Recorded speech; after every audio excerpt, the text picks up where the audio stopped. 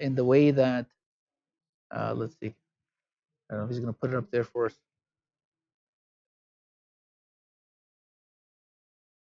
Can you give us something of the Al-Fatiha, Rayhan? So in the way that it begins with Bismillahir Rahmanir Rahim, which was the first verse, the author's name and signature are there. Some people say, well, who wrote the Qur'an? God did. And he's telling us in God's name, or in the name of Allah, who is the most merciful, the most compassionate, or especially merciful, etc. Right? So it is Allah who is the author of the Qur'an. The Prophet Muhammad is his messenger who is conveying. And we learn about Allah through this, his qualities. So Allah, who is Allah? Well, he is Ar-Rahman, he is also Ar-Rahim. Now in the Arabic, they both have the same root letters. So you'll see the R, the H, and the M.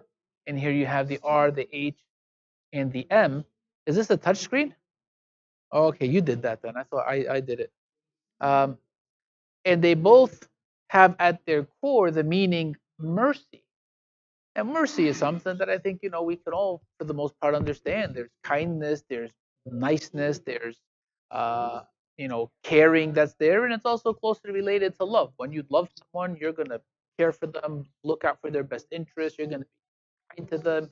You're going to overlook what there's going to be of sins, of shortcomings, and who knows what of stuff. There's just that innateness that's there. So Bismillahir Rahmanir Rahim. So that's how we begin the introduction of knowing who Allah is.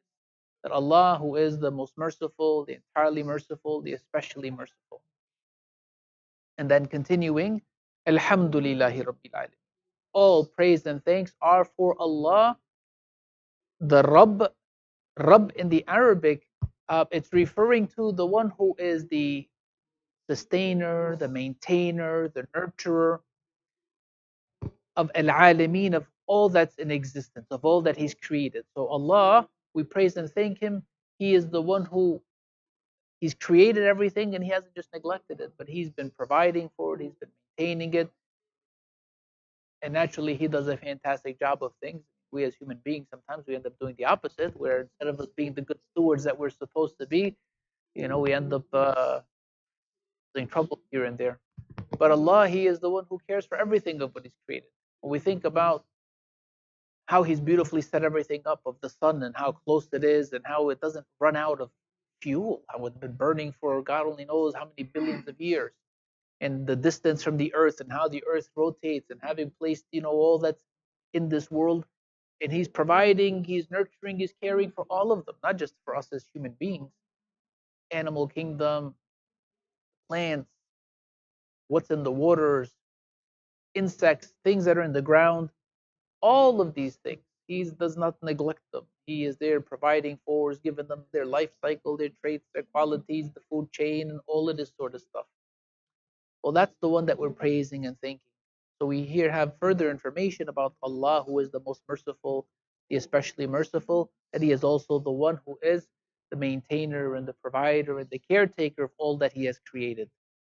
And then he once again, and we'll probably just stop at the next one, because they're going to be calling the call to prayer in a second, and then we're going to pray. Yeah, please.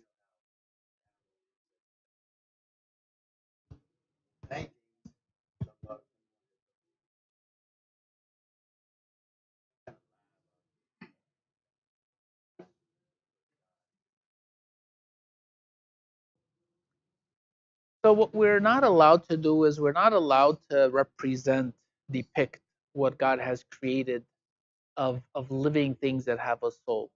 So whether it be a 2D or 3-dimensional image of it, whether it's by drawing, painting, sculpting, these are things we're not allowed to do. Not supposed to. Even animals. So from what we're told, they do have souls. But we don't know much about the soul anyway, human or otherwise. But all that we do know is that's what basically gives the thing life. And when it dies, it means that the soul has departed from the body. Yeah.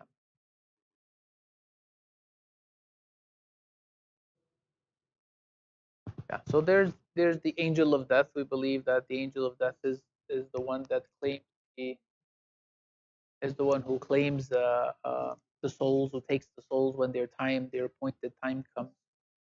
And then there are angels of mercy that are there to receive the believer.